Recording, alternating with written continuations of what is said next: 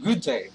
My name is Normuel Domalaon, currently enrolled at Sorsogon State University, School of Graduate Studies, Sorsogon City, taking Master of Arts in Education, major in English.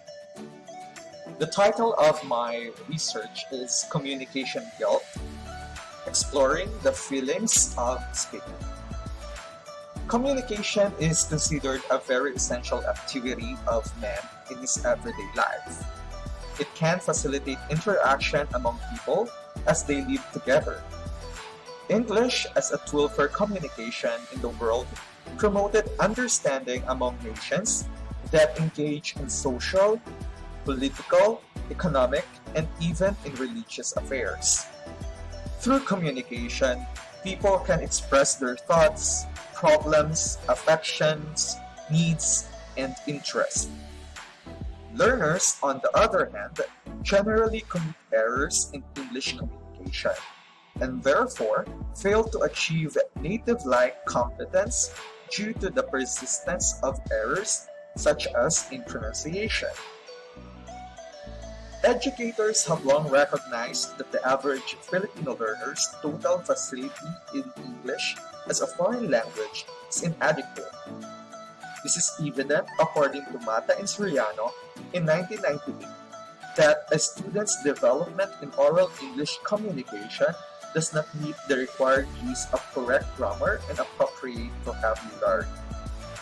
Often, Filipinos are heard speaking with correct syntax and vocabulary, but they pronounce words poorly as compared to the native speakers of English.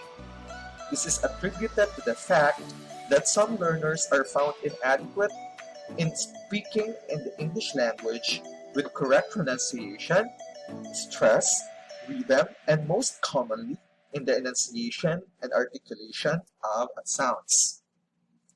Despite the efforts we exert to become a good speaker, there are still errors and problems in the way we communicate.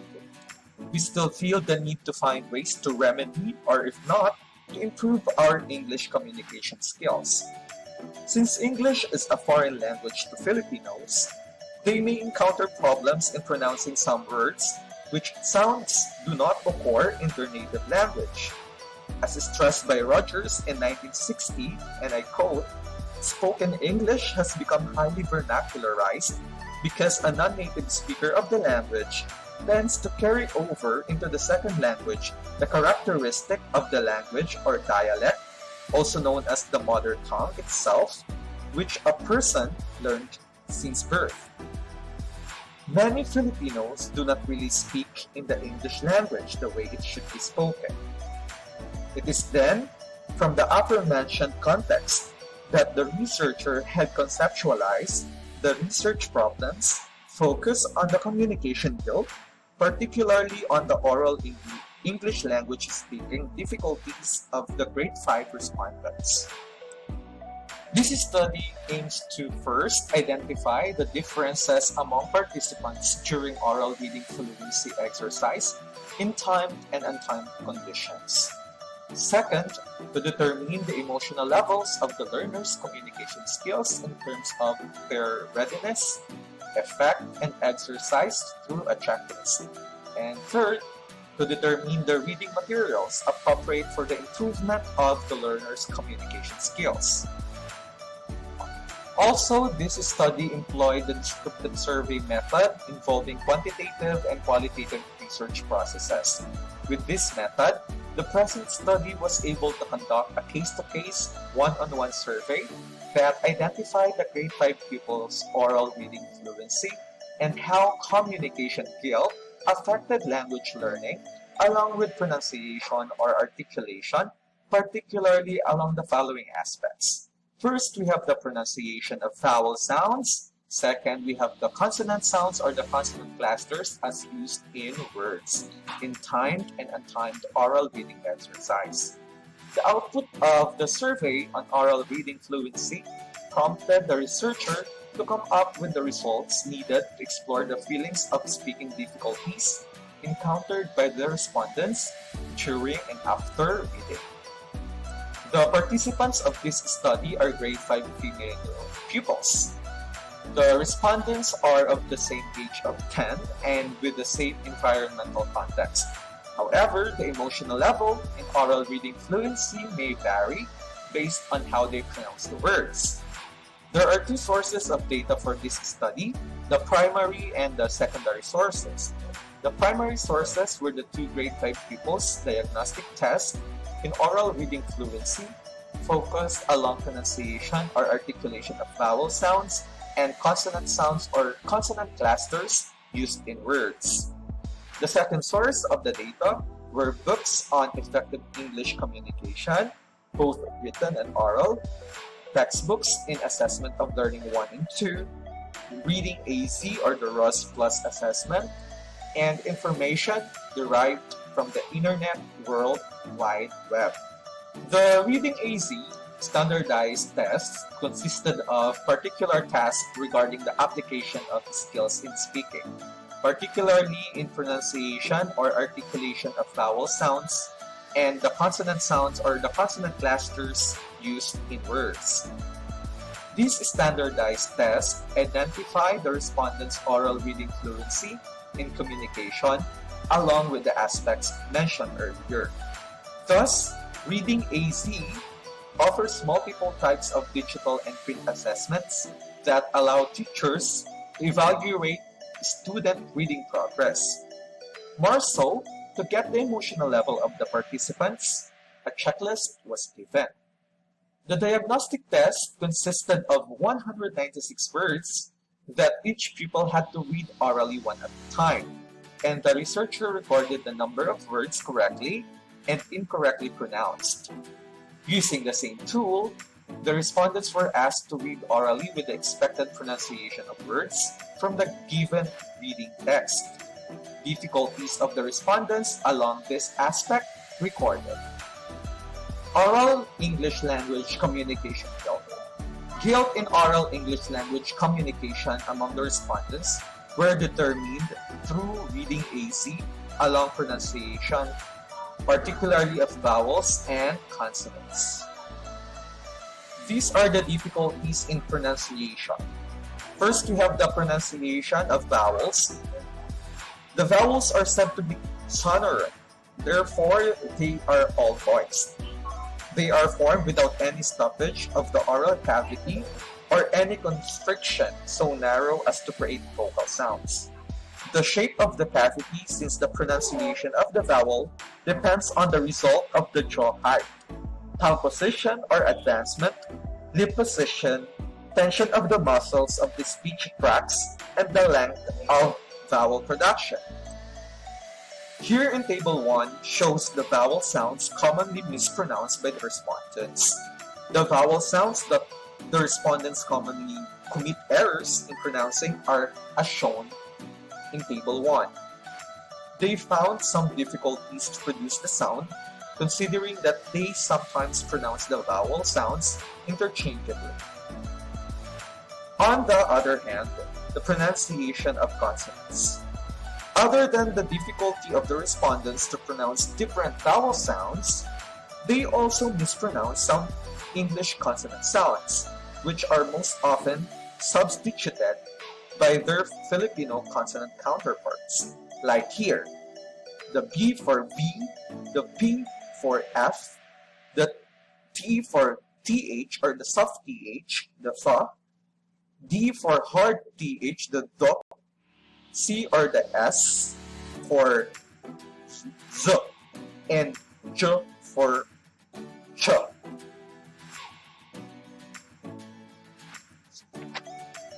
It can be seen from Table 2 that respondent A and B find difficulty in pronouncing the sound of V, as in civil.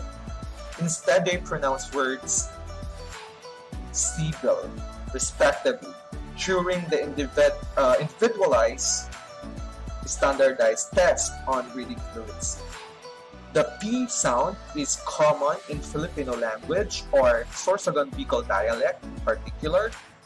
The reason any non-native speakers of English would pronounce V as B. The conformation of the speech varies from the speaking mechanism. The voice-producing mechanism employs vocal cords for vibration, the air, which normally serves for breathing, as a source of energy to set the vocal cords vibrating, and the cavities of the throat or the pharynx, the mouth, and nose to reinforce or resonate the sounds.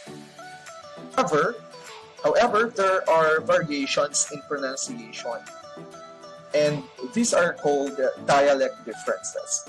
It may come from variations in speakers' geographic location, social status, ethnic background, education, age, and occupation. Most people could understand dialect differences within their native language.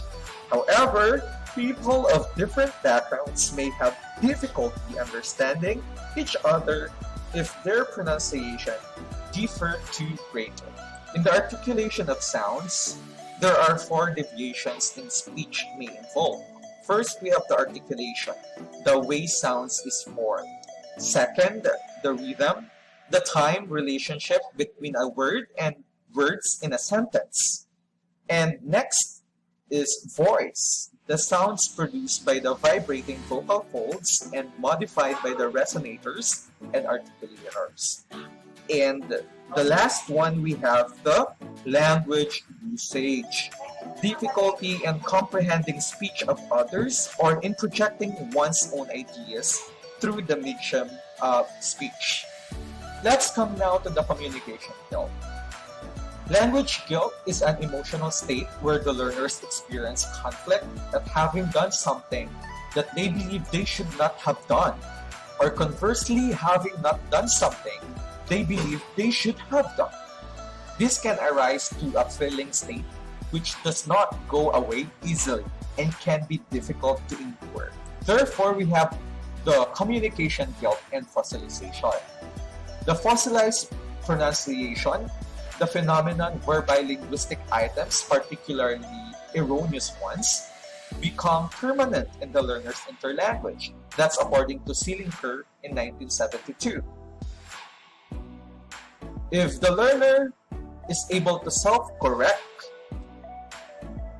it is because when guilt is felt by the learner, this will surely improve his or her pronunciation, as well as the way he or she communicates with the world. Camps in 2003 underscored that learners who make errors possess limited knowledge of English language and therefore prone to committing errors and eventually correct them. That's according to Van Hest in 1996. However, he found that learners with advanced IQ made significantly fewer errors during production corrections because of the fact that these learners do not often self-correct. Here is the learner's readiness, effect, and exercise checklist. If the learners can read English storybooks, can speak with a big crowd, talk with friends the whole day, pronounce English words fluently, record my favorite song, act and play, communicate using English language. Let's come now to the law of readiness of the learners. The learning can only take place when the learners are ready to learn. When the learners are not intellectually or not emotionally prepared, they cannot comprehend the language and its rules in any way. So these are the things that we need to consider. First, the perception, the willingness of the learners to learn the language along with its rules, as shown in the checklist. Next, the fear and anxiety, the fear of committing errors in front of an audience, often associated with real or anticipated communication with other people. That's according to McCroskey in 1977. And the last one, we have the hesitation, a sign of English fluency issue in the psychological state of the learners. How about the law of effect? This law states that any behavior that is followed by pleasant consequences is likely to be repeated, and any behavior followed by unpleasant consequences is likely to be obstructed. Now, we have data appreciation and guiltful. What about data appreciation? The learners now recognize that language learning is something valuable to human communication. And when they feel guilty about their learning, a self-conscious emotion involving reflection on something, and they will come to realize that they need to learn more. Lastly, the law of exercise. The learners learn the proper pronunciation of words only by doing it.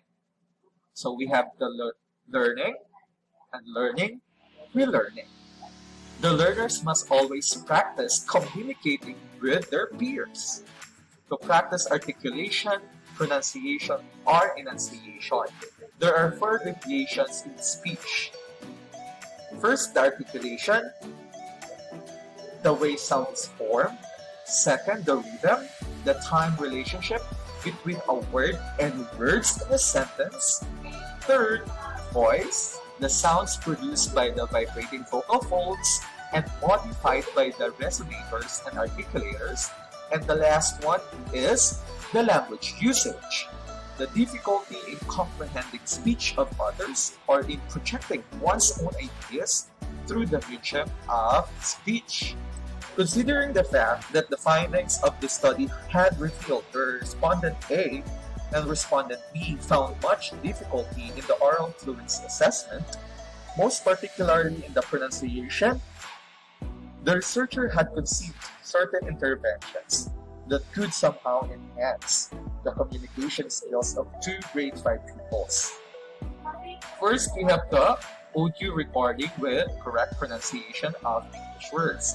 Here, the learners of the second language use pronunciation exercises to improve their English pronunciation.